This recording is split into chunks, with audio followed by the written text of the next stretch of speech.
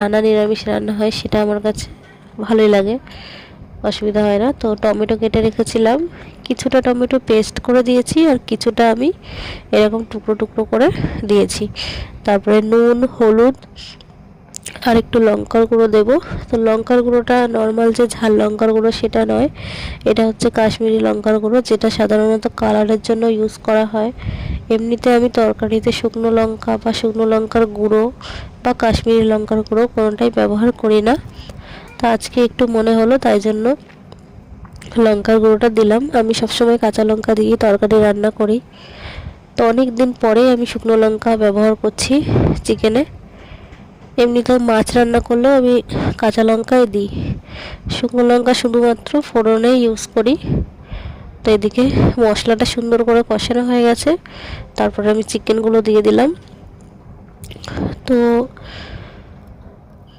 আর এদিকে মাছ ভাজা অর্ধেক হয়েছে আর অর্ধেক মাছ ভাজা ওই পাশের কড়াইতে হচ্ছে। তো মাছ ভাজা আমি সব নামিয়ে নিয়েছি, আর এদিকে চিকেনটাকে সুন্দর করে একটু ঢেকে ঢেকে কষাচ্ছি।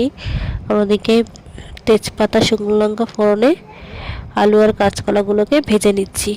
তারপরে মাছের জন্য আমি মশলা করে রেখেছিলাম আদা, জিরে আর কাঁচা লঙ্কা বাটা, মানে শিলে বাটা নয়, পেস্ট করা। তো বাটা মশলায় রান্না করলে সবসময় টেস্ট বেশি হয় তরকারিতে, তো সময়ের অভাবে সেটা করে হয়ে ওঠে না। এমনিতে আমার শিলে মশলা বাটতে ভালো লাগে, তো যেহেতু তাড়াহুড়ো করে রান্না করা হয় তাই জন্য আর সেই ইচ্ছাটা আমার আর পূরণ হয় না। যেদিন ধীরে সুস্থে রান্না করি সেদিনই শিলে মশলা বেটে রান্না করি, অনেকটা যেদিন হাতে সময় থাকে। আর এদিকে ভাজা আলুগুলো দিয়ে মিশিয়ে নিচ্ছি। চিকেন মোটামুটি কষানো হয়ে গেছে, আর কিছুক্ষণ কষালেই আমি জল দিয়ে দেবো। তো ভাবছিলাম আজকে চিকেনে গরম জল দেবো, তো গরম জলটা করতে আমার মনে নেই। আর দুদিকে যেহেতু কড়াই বসানো আছে, আবার একটা কড়াই নামাবো, সেই জন্য আর গরম জলটা করা হয়নি। তো ওইদিকে আমার আলু আর কাঁচকলা মশলার সাথে ভালো করে কষানো হয়ে গেছে, এবার আমি জল দিয়ে দিচ্ছি। তো জলটা যখন ফুটে উঠবে তারপরে আমি মাছগুলো দেব। আর এদিকে চিকেনটা একবার মানে লো টু মিডিয়ামে আমি রান্না করছিলাম এতক্ষণ ধরে। তো এবার জলটাও দিয়ে দিলাম।